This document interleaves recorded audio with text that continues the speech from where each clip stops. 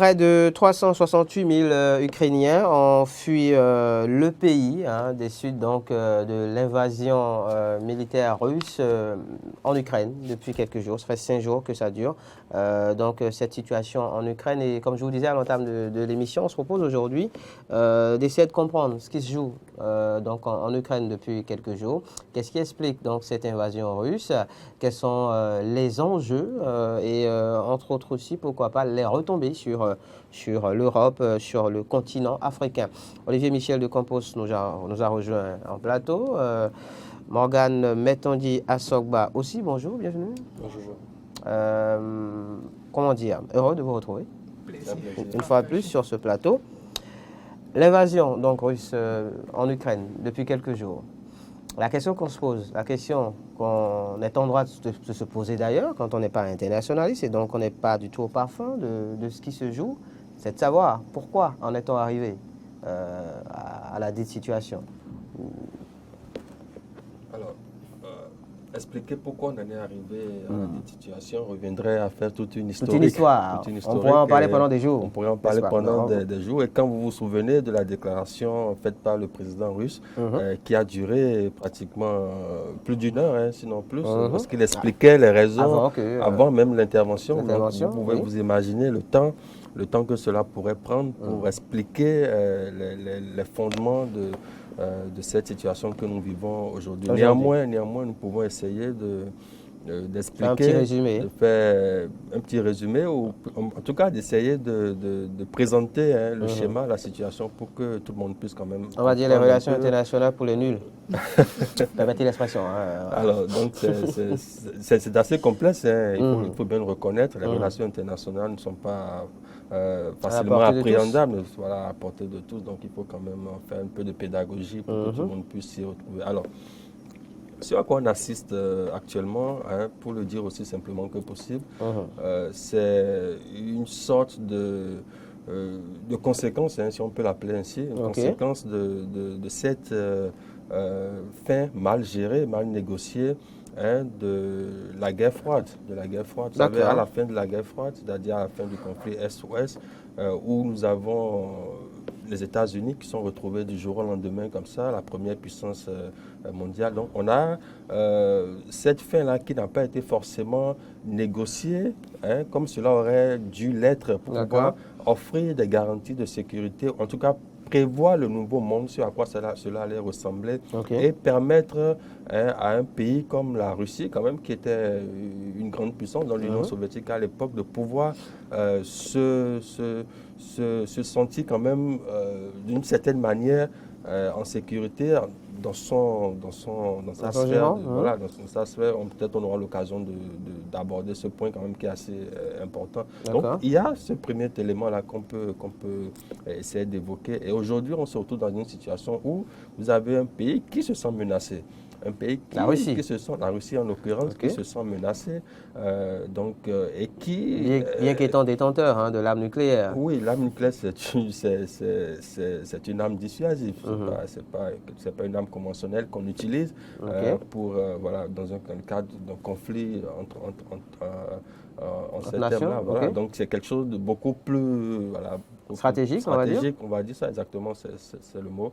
Donc ça n'empêche pas qu'il y ait des tensions qui puissent être soulevées. Donc vous avez cette situation-là qui se présente, où la Russie, de par la géopolitique de la région, l'OTAN en l'occurrence, se sent menacée à l'intérieur de ses frontières et estime que l'élargissement de l'OTAN constitue une menace directe à la sécurité russe. Et quand on parle d'élargissement de l'OTAN, il faut noter le cas présent, qui est celui de l'Ukraine dont on parle aujourd'hui et qui était pressenti pour donc être intégré à cette organisation.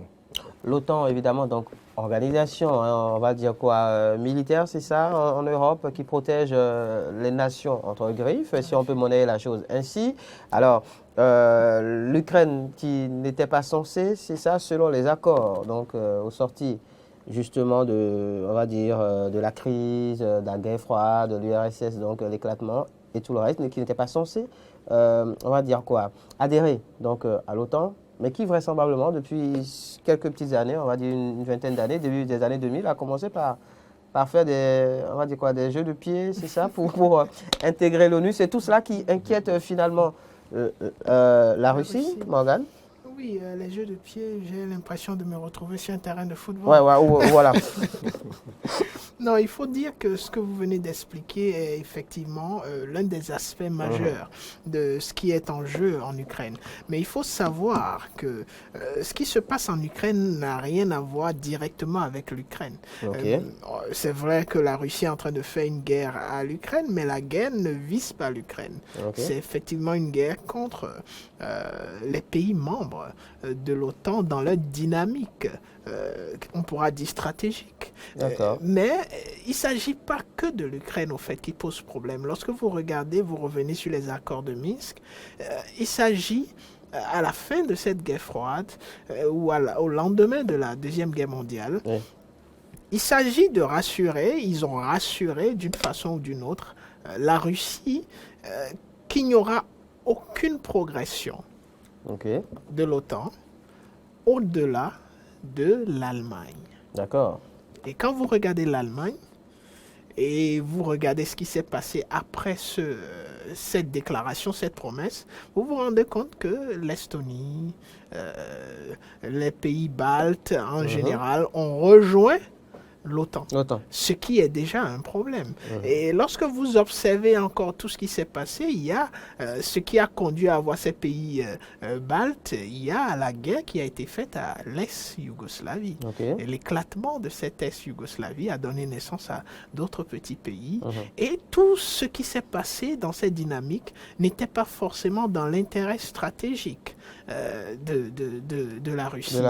Et aujourd'hui, nous en sommes à un point où la Russie estime que les accords de Minsk n'ont pas été respectés, qu'il y a eu violation de ces accords, malgré le fait qu'elle a attiré l'attention de les autres acteurs à la table de négociation sur ce point de violation des termes de leur accord qui n'ont pas daigné tenir compte de ces avertissements. Et là, aujourd'hui, nous nous retrouvons face à une situation assez malencontreuse, pour ne pas dire malheureuse, où la victime, qui est l'Ukraine, dans le fond, n'est pas l'objectif visé au niveau de ce conflit.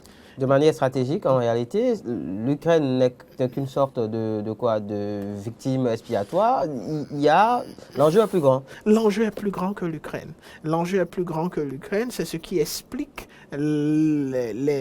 l'implication ou l'intérêt que tous les acteurs en dehors, toute l'Europe, toute l'Europe pour défendre l'Ukraine, des sanctions de ci, de là. En effet, vous mettez même de côté les sanctions, mais quand vous regardez la dynamique d'accompagnement de l'Ukraine pour ce qui est de l'armement, mise à disposition justement d'armes, de là, ce sont les acteurs et tout le reste directement concernés dans le fond. Donc voilà on va penser à la France. On va penser à l'Allemagne qui d'ailleurs, on va dire au détour de cette crise, a pris quand même des mesures déjà pour renforcer son armée, et ainsi de suite. On pourrait en reparler. Mais avant, donc, à en juger par les explications données, on va dire, à l'entame de cette discussion, je me rends compte finalement que, comme je m'en allais le faire en réalité, en voulant proposer le thème de discussion aujourd'hui, j'ai failli dire crise, invasion militaire russe en Ukraine, et si Vladimir Poutine avait raison, et si Vladimir Poutine était la vraie victime. Je n'aurais pas eu tort finalement que de poser la question en tout cas. Après, ça ne veut pas dire que c'est oui. En effet. Mais on peut se poser la question. Et si Vladimir Poutine était la vraie victime? Tout à fait. On peut se poser la question. Oui. Et dans une tentative de réponse, on dira ici qu'il n'y a pas de victime, qu'il n'y a que des acteurs qui mènent des actes avec des raisons qui peuvent être appréciées de différentes façons et en tenant compte de différents aspects. Effectivement, lorsque vous regardez aujourd'hui les enjeux du XXIe siècle, on se pose la question de savoir s'il n'y aurait pas eu d'autres moyens de gérer cette situation. Même si on se rend compte que lorsqu'il y a violation des accords, des termes d'un accord, effectivement, il y a ce qu'on appelle, même dans nos contrats réguliers, l'effet synallagmatique des contrats. Et donc, l'autre acteur se donne le droit de ne plus aussi respecter les clauses de ce contrat. Et on peut comprendre cela dans l'attitude de la Russie. Mais lorsque vous regardez la chose sous l'angle du droit international et sous l'angle humanitaire, vous comprenez que les conséquences de cette décision de la Russie sur le plan humanitaire sont assez... on doit décrier cela. Et cela explique l'ahurissement de la communauté internationale et même de la citoyenneté un peu partout dans les pays. Sur le plan stratégique, on comprendrait cela, sur le plan de tout ce qui se passe dans la géopolitique, mais sur le plan humanitaire du droit international, c'est pas quelque chose à encourager, c'est pas acceptable. Des civils donc tués. Alors, quand on sait que la Russie et l'Ukraine, quand même, c'est pratiquement deux nations frères. Enfin, c'est comme, je dis des bêtises, peut-être le Bénin, le Togo, entre griffes. C'est plus que cela. C'est plus que cela, d'ailleurs. Du coup, on se demande si finalement l'expérience d'il y a 8 ans n'a pas aussi, d'une manière, on va dire, fait bomber le torse à Vladimir Poutine, puisqu'avec la Crimée, c'est plus ou moins passé. Donc, est-ce que, oui, on ne se dit pas, oui, c'est passé, donc on peut se permettre d'aller plus loin? Non, absolument, absolument pas. On ne pourra pas faire une telle analyse parce que lorsque vous observez un peu ce qui s'est passé dernièrement, on peut voir ça comme un processus. Vous faites bien de le rappeler, un processus qui a commencé depuis quand même plusieurs années. Depuis bien avant même la Crimée. En fait, on va d'escalade en escalade, et puis de situation en situation.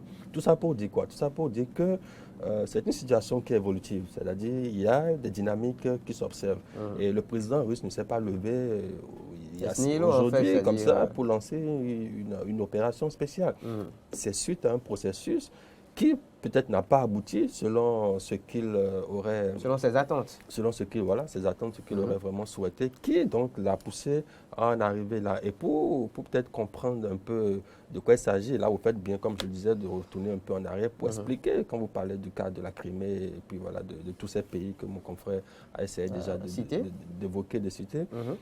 De quoi est-ce qu'il s'agit concrètement? Et avant même d'aborder cela, il faut quand même souligner un point, c'est que même quand on parle des accords de Minsk, la Russie n'est pas en tant que telle signataire, elle n'a pas signé les accords. Elle était juste partie à ces accords-là, partie garante de ces accords, ce qui fait que les responsables principaux, les groupes séparatistes et le gouvernement ukrainien, c'est entre vraiment ces deux parties-là qu'il y a des obligations, que les obligations qui sont tenues donc de respecter certaines obligations, ce qui n'a pas été forcément le cas. Que ce soit de l'un ou d'un camp ou de l'autre côté.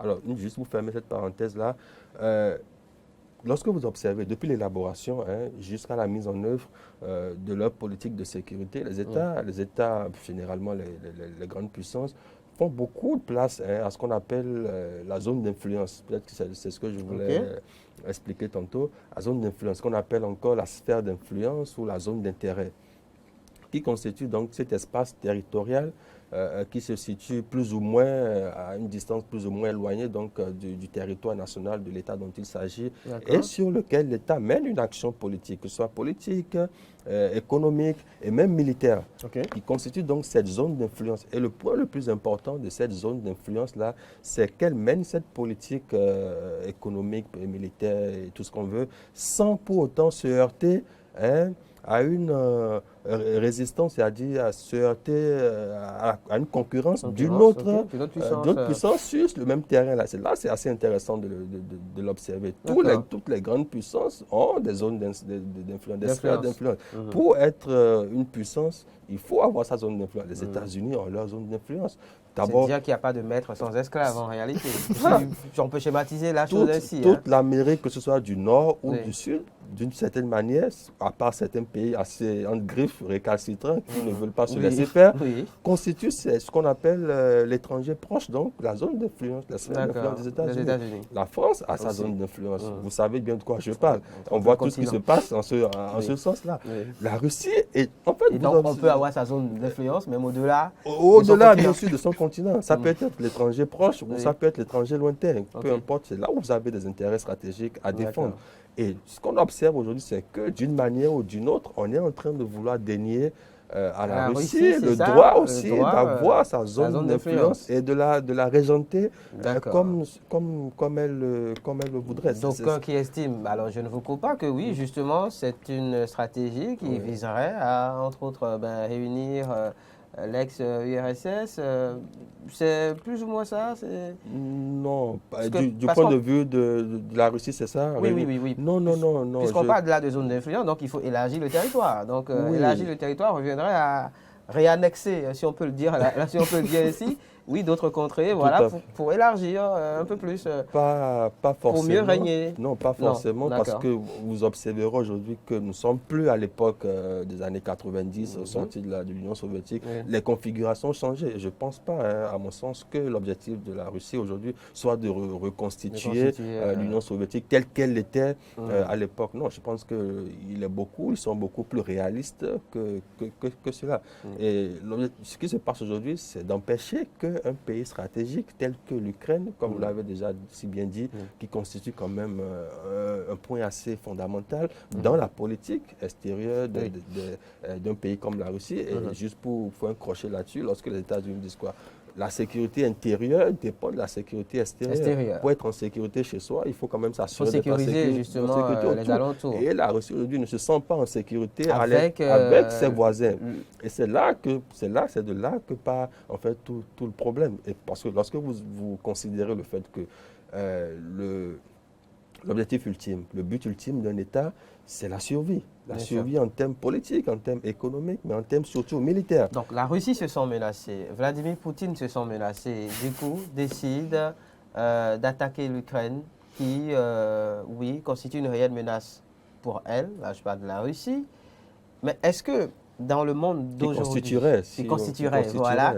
Mais dans le monde d'aujourd'hui, celui de 2022, est-ce qu'on peut se permettre justement ce genre de choses sans qu'il y ait des réactions? Alors oui, c'est vrai que depuis 5 jours, la communauté internationale a réagi, l'ONU, d'ailleurs, je pense qu'il y a une séance qui doit encore se tenir aujourd'hui, donc un conseil par rapport à la situation à l'ONU. Un peu partout, donc des réactions, sanctions économiques et autres. Mais est-ce qu'on n'en fait pas, genre, un peu moins? Comment comprendre qu'on puisse se permettre aujourd'hui, donc en 2022, de se lever, voilà, et d'aller attaquer une nation sans qu'il y ait de réaction concrète, c'est-à-dire militaire, pour parler terre à terre?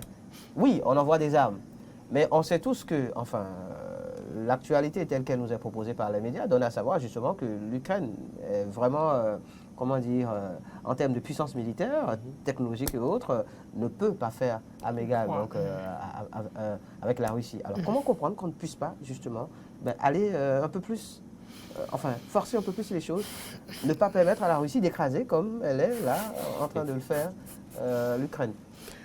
Déjà, il faut apporter un petit bémol par rapport à la menace. Il ne s'agit pas juste de se sentir menacé et de décider d'attaquer, sinon on assisterait à un chaos, puisqu'il faudrait aussi apprécier la menace. Qu'est-ce qui permet de dire que tel État est menacé et donc se trouve dans le droit de passer à l'attaque? Il faut dire que c'est un peu plus profond que cela. Et je pense qu'on a déjà essayé de faire ressortir certains tenants, que ce soit sur le plan historique, que ce soit sur le plan de la tension conflictuelle qui existe déjà dans cette zone-là, que ce soit sur le plan des accords. Donc il y a une succession d'éléments sur le plan de la... par exemple, encore que les zones d'influence ne sont pas forcément et toujours des acquis. Il y a des dynamiques. Exactement. Ça dépend de comment est-ce que vous gérez les intérêts que vous avez au XXIe siècle. Il ne s'agit pas de dire j'ai une zone d'influence, mais il faut déjà se comporter comme tel, avoir des rapports privilégiés avec ces pays-là qui font partie de votre zone d'influence, entretenir ces rapports pour maintenir la zone d'influence. Donc il ne s'agit pas forcément aujourd'hui de déployer des forces armées, d'imposer un système de leadership et de se dire, bon, j'ai ma zone d'influence. Voilà, donc ça ne se fait pas ainsi, ça ne devrait pas se faire ainsi. Et donc aujourd'hui, lorsque vous regardez tout ce schéma, est-ce qu'il faut considérer la Russie comme étant en train de faire quelque chose qui ne devrait pas se faire en tenant compte de ce qui se passe aujourd'hui, c'est-à-dire des dynamiques qui existent aujourd'hui, ce n'est pas un comportement qu'on devrait être en train d'apprécier au XXIe siècle. C'est pas admis.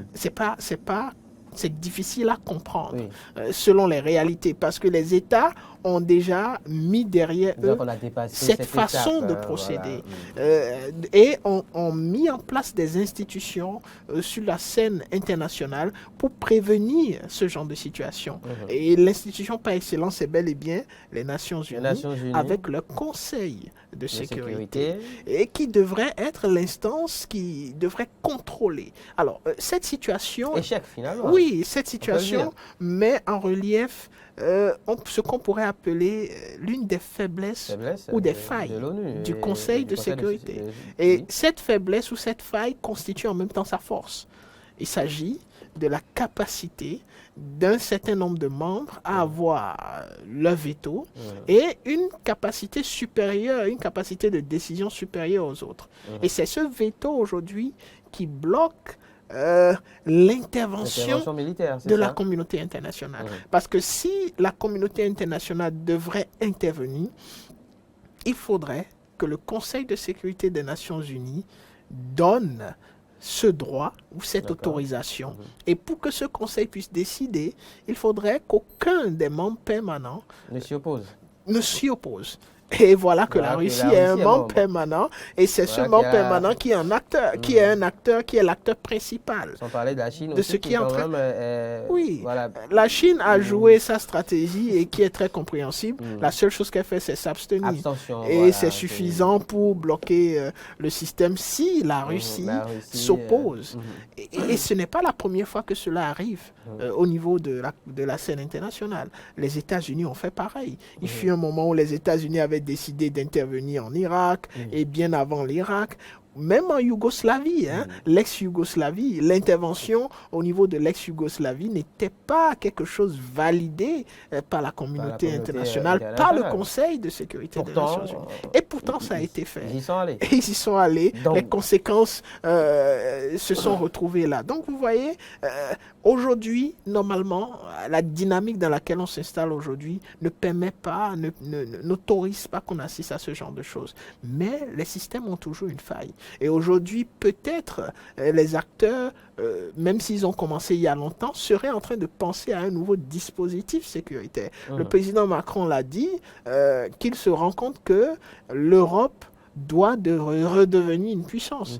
Parce qu'il se rend compte que le dispositif sécuritaire du système international aujourd'hui n'est plus aussi efficace qu'on le pensait.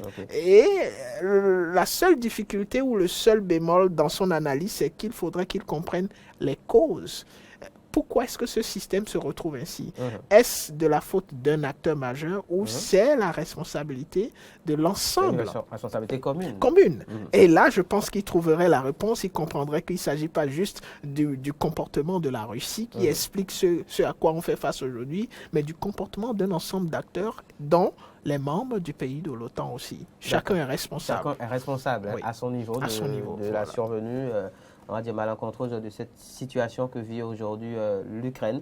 Alors, je disais, 5 jours que ça dure. L'Ukraine qui résiste quand même, puisque, enfin, de l'avis des analystes, la Russie aurait peut-être pensé pouvoir très vite écraser l'Ukraine, ce qui n'est pas le cas. L'armée qui résiste à sa manière, les civils aussi qui sont mis à contribution, interdiction non pour les jeunes de 18 ans jusqu'à 60 ans, enfin hommes, de quitter le pays. Ils sont tous invités donc à aller prendre les armes. D'ailleurs, le gouvernement qui a diffusé sur les réseaux un peu partout on va dire des tutoriels, c'est ça, de fabrication de cocktails Molotov. Donc, à utiliser, c'est pas drôle. On en rit, mais c'est pas drôle. Oui, donc l'Ukraine qui résiste, la Russie ne s'y attendait pas forcément. Alors, je ne fais pas partie de l'état-major, de l'état-major des forces armées russes pour savoir quelle était la stratégie, au départ. Ceux qui disent que la Russie ne s'y attendait pas, ils ont cela n'engage qu'eux, en fait. Ils ont peut-être d'autres informations. Des éléments d'analyse. Voilà, tout à fait. Non, vous savez... Mais en tout cas, est-ce qu'on pouvait s'attendre à ce que l'Ukraine résiste autant? Jusqu'à présent, les 2 villes principales n'ont pas encore... été, on va dire, conquise par, non, vous savez, tout est l'armée russe. Tout est possible. La guerre n'est jamais prévisible. Vous savez, lorsqu'on se lance en guerre, on ne peut jamais faire de prévision pour dire voilà comment ça va se passer. Il y a le terrain qui généralement commande les événements. Donc, évidemment. On se trouve parce que dans la foulée, pour apporter un autre élément d'analyse, c'est que Vladimir Poutine aurait justement changé, par exemple, son chef d'état-major. C'est pour dire que oui, quelque part, il n'est pas satisfait, il n'est pas content. Tout ça fait partie, tout ça, des éléments d'analyse. Tout ça fait partie des éléments d'analyse, tout ça fait partie des objectifs politiques que l'on recherche dans l'intervention que l'on est en train de vouloir mener. Et c'est évident, hein, qu'on observe quand même cette réaction-là de la part de l'Ukraine, voilà, de l'Ukraine qui résiste et qui est déjà, en l'occurrence, aidée par les pays occidentaux qui, il faut quand même le souligner, ont dû briser un certain nombre de barrières pour pouvoir en arriver là, ce qui pose quand même un certain nombre de problèmes. Parce que lorsque vous avez des principes, que vous édictez vos principes et que vous estimez qu'à un moment donné, il faut, donc ça veut dire que vous êtes, c'est des lignes qu'il ne faut pas forcément qu'on ne doit pas franchir. Le bel exemple est celui de l'Allemagne, j'en parlais tout à l'heure, qui a toujours été une nation, on va dire, effacée, tenant compte de son histoire, entre autres, et qui donc, on va dire, au détour de la survenue de cette crise, justement, a franchi. Justement, cette ligne rouge. A franchi le cap. Et justement, par rapport au cas spécifique de l'Allemagne, il y a une analyse qui me vient à l'esprit. C'est que j'observe, et je me pose la question, que nous assistons à ce virement-là aujourd'hui, que la chancelière Angela Merkel n'est plus là. Justement. Et je me pose quand même des questions en me disant, mais est-ce qu'on ne pourrait pas y voir toute une logique dans ce qui est en train de se passer? Parce qu'on sait que la chancelière allemande, de par déjà sa propre histoire, elle était en RDA, donc elle parle couramment le russe, ses relations donc avec Poutine étaient plus ou moins gérables, si on peut le dire ainsi.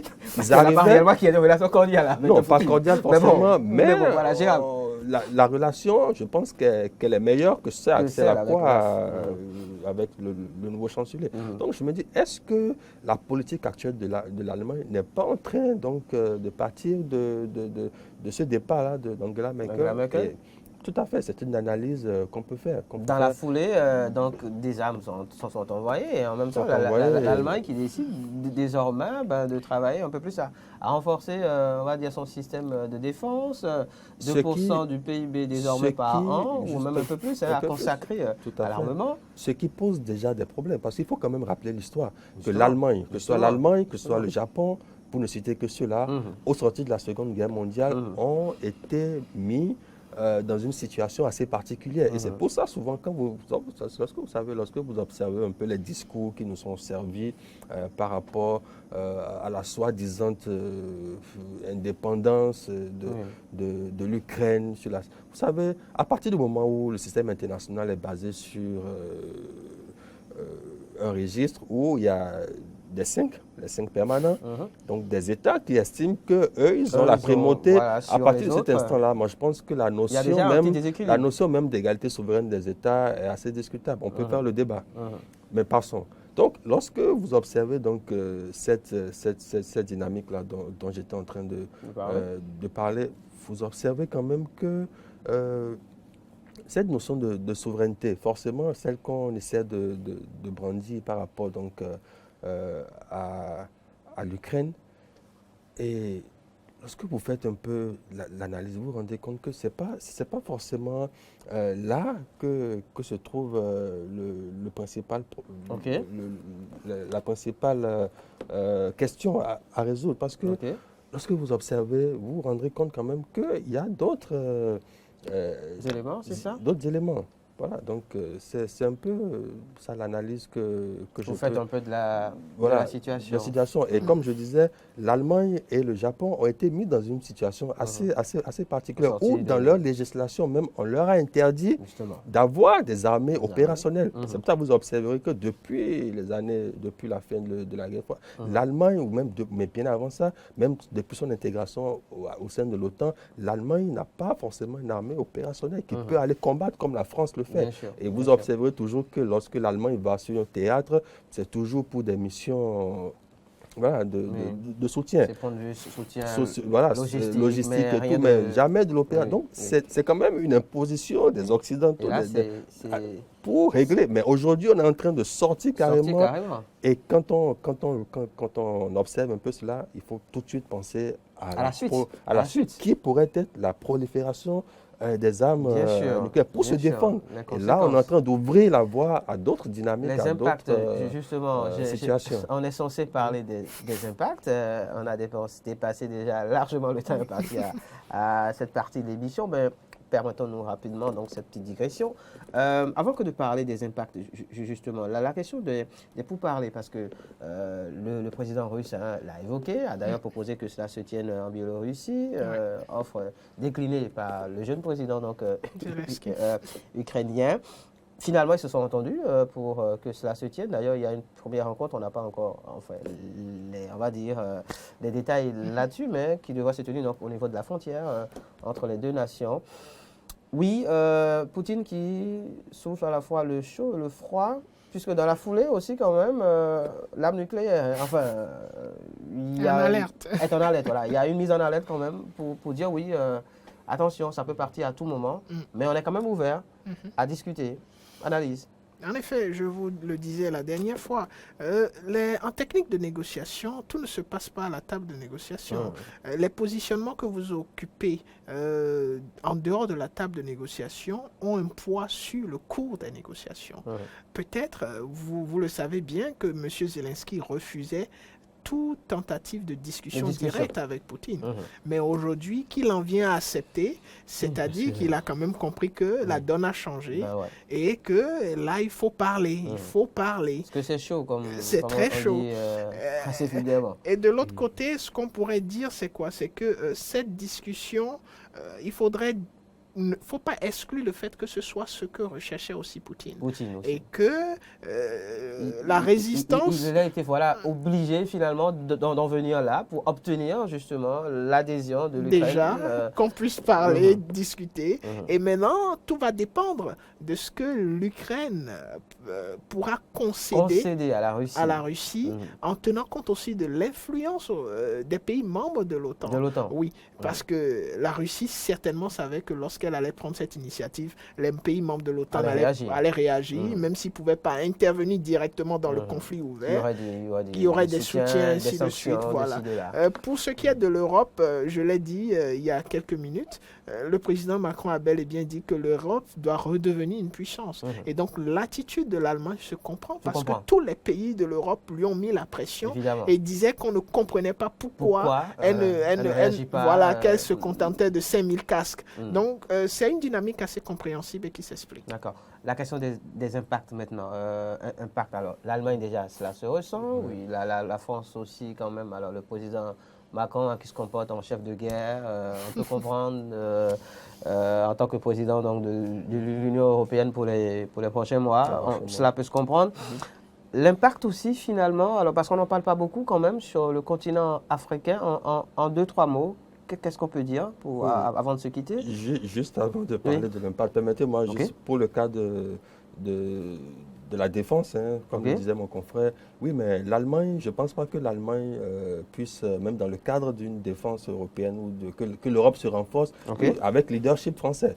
Ce que l'Allemagne n'est pas prête forcément d'accepter. On verra peut-être dans les mois à venir si la dynamique changera. Parce que jusqu'à présent, l'Allemagne a été celle-là qui a toujours empêché l'Europe d'avoir une défense. Donc la dynamique pourra changer. On verra bien dans les mois à venir si l'événement présent est en train de changer quelque chose. D'accord. Alors par rapport aux impacts, aux conséquences, effectivement, déjà, si on va prendre le cas de l'Afrique, il y aura forcément des conséquences, peut-être pas directes, mais indirectes.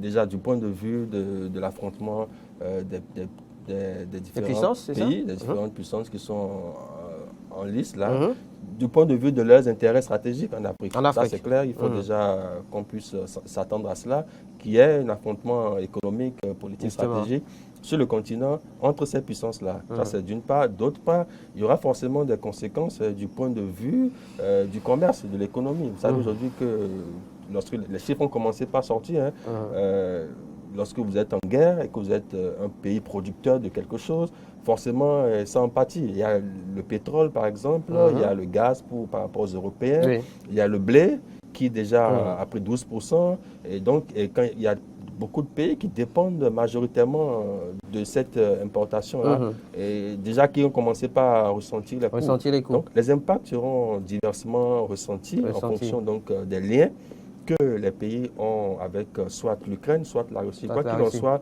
du point de vue pétrolier, c'est clair que ça va être un coût général. Parce que lorsque vous parlez du pétrole, vous parlez du transport. Et quand on parle de transport, c'est le coût des marchandises qui grimpe. Et l'effet est ressenti par pratiquement tout le monde. Un peu partout dans le monde. Le mot de fin vous revient, Morgane? Je dirais simplement que il y a une panoplie d'accords de partenariat, de coopération qui vont être revus naturellement, et que aujourd'hui le monde se trouve dans une situation où il faille repenser les différents systèmes de sécurité, que ce soit sur le plan sous-régional, que ce soit sur le plan étatique, ou que ce soit sur le plan continental et international. Voilà. D'accord. Sortie de crise pour finir, oui, comment la voyez-vous? Comment l'entrevoyez-vous? La sortie de crise ne peut être que diplomatique. Et ça a commencé, ça va se poursuivre. Le temps de la guerre va durer le temps qu'il faudra, mais forcément, à un moment donné, les acteurs devront s'asseoir autour d'une table et discuter. Ça, c'est clair. Comme je le dis souvent, la guerre, la continuation de la politique par d'autres moyens. Donc, une fois fini, on reviendra à la table de négociation. La guerre est la continuation de la politique par d'autres moyens. J'ai envie de retenir ça. D'accord. Retenons ça au sortir de cette discussion. Retenons aussi que, comme je le disais, oui, d'une manière ou d'une autre, Poutine se comporte ainsi parce que, quelque part, il estime avoir raison. Parce que, quelque part, il estime être la vraie victime dans cette situation. Qu'il a des éléments. Des éléments, en tout cas, qui lui permettent de se poser en position de victime. Exactement. C'était Convainc-moi de ce jour. Estralon. On va couper court. Merci à Morgane, Métondier Assogba d'être venu au plateau. Merci à Olivier Michel de Campo de toujours répondre à l'invitation. Consultant donc en relations internationales, analyste géopolitique. Avec eux, on a parlé de la situation donc, en Ukraine, l'invasion russe militaire en Ukraine depuis quelques jours. Ça fait 5 jours que ça dure. Beaucoup de victimes, beaucoup de réactions de la communauté internationale. On attend de voir donc ce que déjà le début de pourparlers va donner. Peut-être dans les prochaines heures, on aura des détails par rapport à cette rencontre entre les deux parties et évidemment les discussions vont pouvoir se poursuivre.